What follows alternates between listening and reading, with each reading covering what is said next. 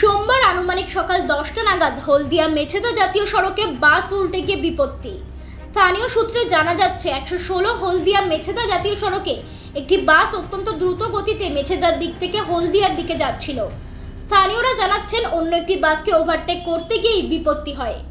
এমনিতে বৃষ্টি হওয়ার কারণে রাস্তা পিচ্ছিল ছিল, আর তারপরই বাসটি উল্টে যায়। স্থানীয়রা জানাচ্ছেন বাসটি উল্টে যাওয়ার পরে বেশ কয়েকবার পাক খায় এবং বাসের একটি চাকা খুলে রাস্তার অন্য সাইডেও চলে যায়। ঘটনায় গুরুতর আহত একাধিক যাত্রী বলে জানাচ্ছেন স্থানীয় বাসিন্দারা।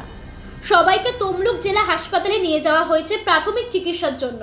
পূর্ব মেদিনীপুর থেকে সমরেশ রায়ের report, U Bangla TV. U Bangla TV, হৃদয় ছুঁয়ে যায়।